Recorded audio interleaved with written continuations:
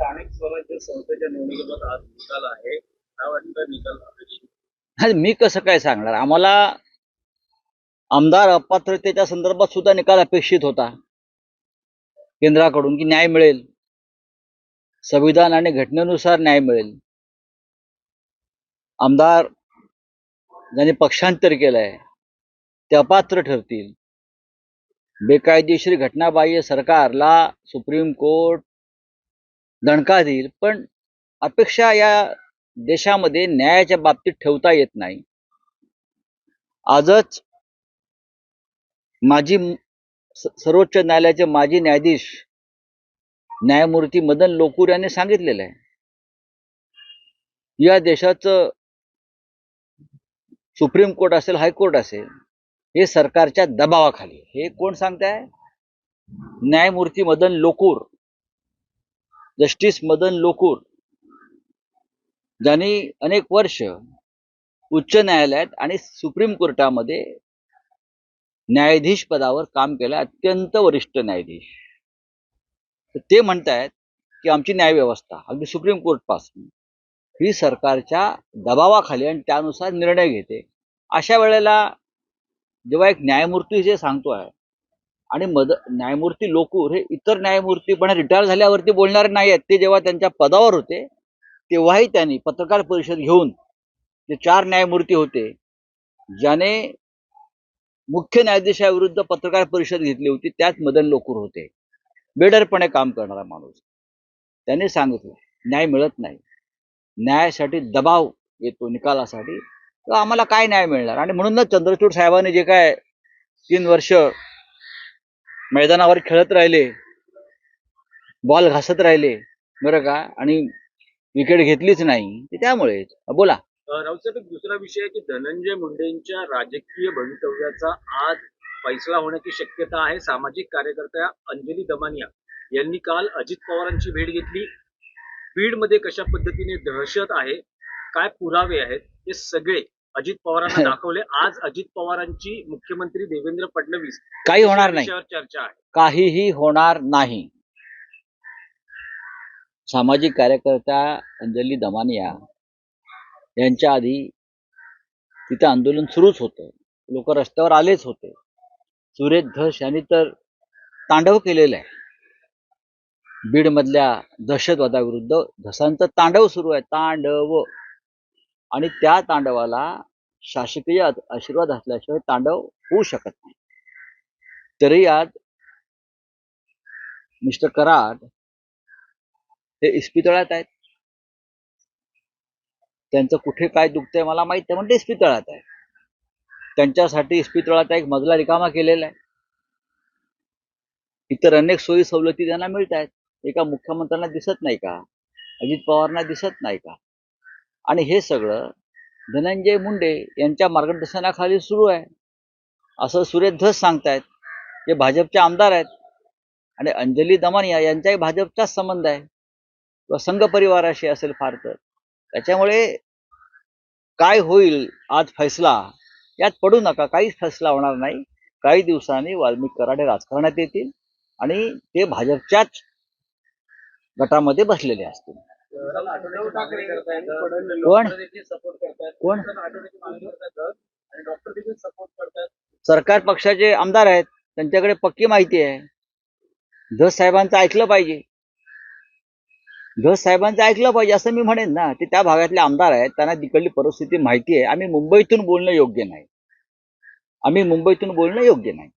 उद्धव ठाकरे आणि फडणवीस यांच्यामध्ये किती चर्चा सुरू आहे एकत्र येण्यासंदर्भात, आणि संजय राऊत हे अंधारात आहेत असं रवी राणा म्हणतायत.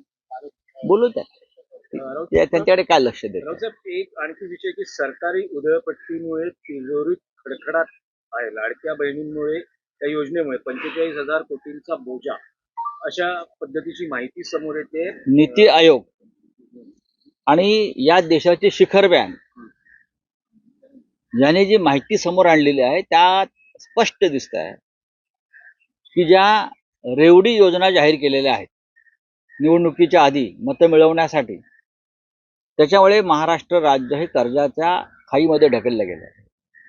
लाडक्या बहीण योजनेमुळे 45,000 कोटीचं खड्डा आहे. अजून अजून कर्जमाफी व्हायची आहे. कर्जमाफीची सुद्धा जाहीरनाम्यात घोषणा केली आहे आणि ती आम्ही घेतल्याशिवाय राहणार नाही. खोटं बोलू नका फडणवीसजी. कर्जमाफी देऊ हे आपली भूमिका आहे. अजित पवारांची भूमिका आहे. एकनाथ शिंदेची भूमिका आहे. लाडक्या बहिणीबरोबरच तुम्हाला कर्जमाफी द्यावी लागेल आणि लाडक्या बहिणींना 2100 रुपये द्यावे लागतील. हे तुमचं वचन आहे. त्याच्यामुळे पैसे कुठून आणायचे? मोदींच्या घरातून आणायचे का अडाणीच्या खिशातून काढायचे की गुजरातमधून आणायचे हे तुम्ही ठरवायचं. पण ज्या घोषणा तुम्ही केलेल्या आहात त्या तुम्हाला पूर्ण कराव्या लागतील. राऊत साहेब, मराठीतले आणखी काही प्रश्न आहेत की बाबा सिद्दीकी खून प्रकरणात किंवा हत्या प्रकरणात त्यांचा मुलगा जिशान सिद्दीकीचा जो जबाब नोंदवला गेलाय त्यात आपल्या पक्षाचे नेते अनिल परब यांच्यासह मोहित कंबोज यांच्या नावाचा उल्लेख आहे. अनिल परब हे स्लम डेव्हलपमेंट प्रकरणामध्ये खासगी बिल्डर्स आणण्याचा प्रयत्न करत होते. मोहित कंबोज यांच्याशी हत्येआधी अर्धा तास व्हॉट्सअपवर बाबा सिद्दीकींची चर्चा झाली. अशा पद्धतीची माहिती आणि साधारण 11 बिल्डर्सची नावं या प्रकरणात जिशान सिद्दीकीला दिलेली आहे. नाही नाही, बघा, याच्यामध्ये माझ्याकडे माहिती नाही की या सगळ्या विषयाशी माझा तसा संबंध नाही. जिशान सिद्दीकींच्या वडिलांचं निधन झालेलं आहे. आता त्यांनी काय स्टेटमेंट दिलंय आणि पोलिसांची काय भूमिका आहे ठरवावं लागेल. मला माहित नाही, मला माहिती घ्यावी लागेल. तुम्ही ज्यांची नावं घेतायत त्यांच्याशी चर्चा केल्याशिवाय मी याच्यावरती कोणतेही मत व्यक्त करणार नाही. रावसाहेब, आणखी एक विषय होता की माजी मुख्यमंत्री एकनाथ शिंदे यांनी उद्धव ठाकरेंवर टीका करताना असं म्हटलंय की एवढं पतन होत असतानाही आत्मचिंतन करण्याऐवजी गद्दारीवर बोलत आहेत. रस्सी जल गई पर अभी तक बल नहीं गया, जो बूंद से गई वो हौद से नहीं. बघा, ही लिहून दिलेली भाषण आहेत. एकनाथ शिंदेना मी ओळखतो. आमचे मित्र होते बरं का. त्यांच्याने आमचं फार अगदी गुळपीट होतं एकेकाळी. जिथे आपण आज उभे आहोत तिथे यायचे ते. तर तुम्ही आता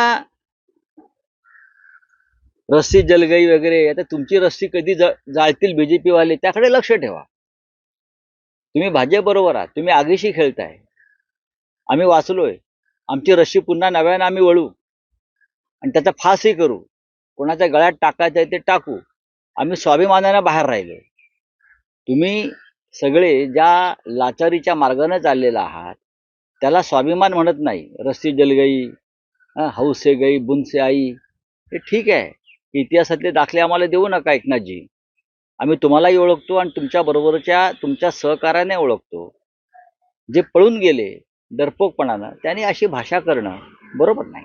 राऊत, याआधी आपण राजकारणात राजकीय आरोप प्रत्यारोप पाहिले, ट्विटर वॉर बघितलं, फोटो वॉर बघितलं, पण महायुतीमध्ये आता एक नवं व्हिडिओ वॉर समोर येत आहे.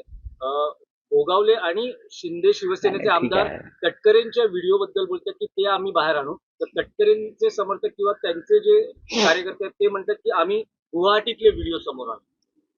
मी याच्यावरती काय बोलणार किंवा आम्ही काय बोलू शकतो याच्यावरती? हे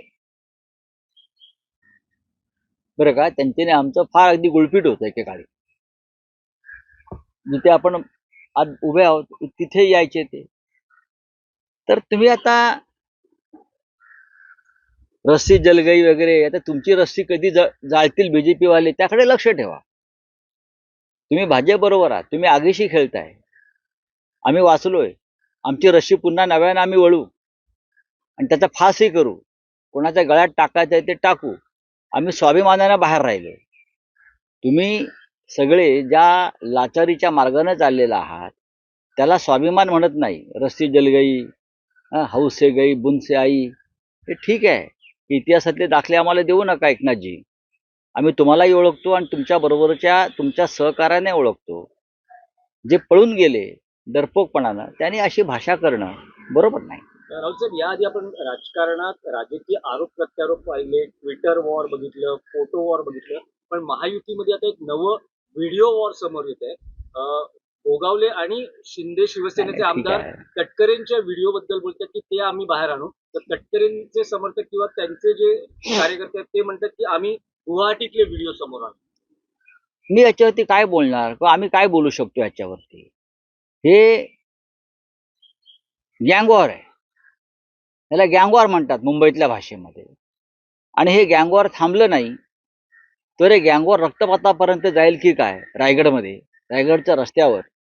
अशी आता आम्हाला भीती वाटते. रायगडमधले काही आमदार सुनील तटकरे यांच्या विरोधात ज्या भाषेचा वापर करतायत हा गँगवॉरचा आहे किंवा जीवातून उठवण्याचाच एक भाषा केली आहे. आणि महाराष्ट्राच्या मुख्यमंत्र्यांनी जे गृहमंत्री सुद्धा आहेत त्यांनी वेळीच या बाबींकडे गांभीर्यानं पाहिलं पाहिजे. एकनाथ शिंदेनी पाहिलं पाहिजे, अजित पवारांनी पाहिलं पाहिजे.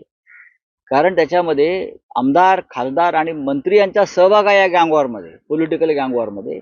आणि महाराष्ट्रासाठी अत्यंत चिंतेची आणि गंभीर बाब.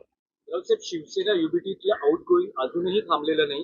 तुम्ही नाशिक दौरा केलात, तुम्ही मुंबईत परततात, तोपर्यंत नाशिकमधले तुमच्या पक्षाचे 3 माजी नगरसेवक शिंदे शिवसेनेत गेले. जाऊ द्या काल ना. राजूल पटेल या शिवसेनेच्या रणरागिणी म्हणून ओळखल्या जाणाऱ्या त्याही शिंदे गटात गेलेल्या आहेत. तर हे नाही त्यांच्याकडे असं का होतंय? नाही, असं का होतं हे त्यांना विचारा. परवाच्या अंधेरीच्या सभेत राजूल पटेल व्यासपीठावर होत्या ना. अंधेरीच्या सभेत राजूल पटेल व्यासपीठावर होत्या, सन्मानानं बसल्या होत्या. 3 दिवस झाले त्या गोष्टीला. 23 तारखेला त्या व्यासपीठावर होत्या, त्या सन्मानानं बसल्या होत्या. जोपर्यंत शिवसेनेचा मुख्यमंत्री म्हणजे उद्धव ठाकरे होत नाही तोपर्यंत चप्पल घालणार नाही अशी त्यांची भूमिका होती. आणि त्या अनवाणी फिरत होत्या बराच काळ. आता असं अचानक काय झालं, त्यांच्या पायाला कोणते काटे टोचले मला माहीत नाही. पण त्या खरोखरच संघर्ष करणाऱ्या कार्यकर्त्या होत्या, त्या खरोखरच निष्ठावान होत्या. आता नाशिकमधली माणसं गेली म्हणताय. ज्यांना जायचं आहे त्यांना तुम्ही किती थांबवण्याचा प्रयत्न केला तरी ते थांबणार नाही. पैशाचा मोह अफाट आहे आणि पैशाची ताकद राजकारणात वाढलेली आहे. माणसं विकत घेतली जात आहेत, माणसांना भय दाखवलं जात आहे. आणि म्हणून म्हणतो की इतकं घाणेरडं राजकारण या राज्यामध्ये कधी झालं नव्हतं.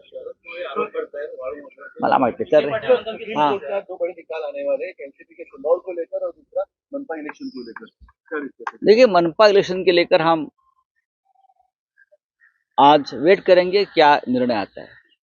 हमारी तो इच्छा है कि जो न्याय संगत है, तर्क संगत है, वो निर्णय आना चाहिए. लेकिन आज ही मैंने पढ़ा जस्टिस मदन लोकुर जो सुप्रीम कोर्ट के जज रहे, सीनियर जज रहे, उनका एक स्टेटमेंट मैंने पढ़ा कि सुप्रीम कोर्ट के ऊपर राजनीतिक और सरकार का दबाव है और उस दबाव के चले निर्णय दिए जाते हैं. ऐसे में हम क्या एक्सपेक्ट कर रहे हैं. हमें लगता था कि जस्टिस चंद्रचूड़ न्याय करेंगे. जो हमारे एमएलए है उनका डिस्क्वालिफिकेशन का केस उनके सामने चल रहा था. जो सरकार, एक घटना बाह्य सरकार राज्य में बनी है, उनका फैसला उनके हाथ में था. जिस तरह से शिवसेना का सिंबल चुराया है उनका फैसला उन्हें देना था, लेकिन एक भी फैसला नहीं दिया और वो चले गए. उसका मतलब है जो जस्टिस लोकुर कहते हैं कि राजनीतिक दबाव है और उस दबाव के नीचे हमारा सुप्रीम कोर्ट काम कर रहा है. गार्डियन मिनिस्टर को लेकर एक वायरल वीडियो का धमकी चालू हो गया, पॉलिटिकल वॉर शुरू हो गया. इसमें जनता का हित क्या? ये this is not political war. Mumbai के भाषा में उसे अंडरवर्ल्ड का गैंग वॉर बोलते हैं और ये गैंग वॉर सरकार में चल रही है. और 3 गैंग है, 3 गैंग में ये गैंग वॉर चल रहा है. बीजेपी है, अजित पवार की पार्टी है और एकनाथ शिंदे की पार्टी है. 3 पार्टी में एक खुंखार गैंग वॉर चल रहा है. और गैंग वॉर इस हद तक गया है कि एक दूसरे के वीडियो, धमकियां, मारने की साजिश, ये सब चल रहा है.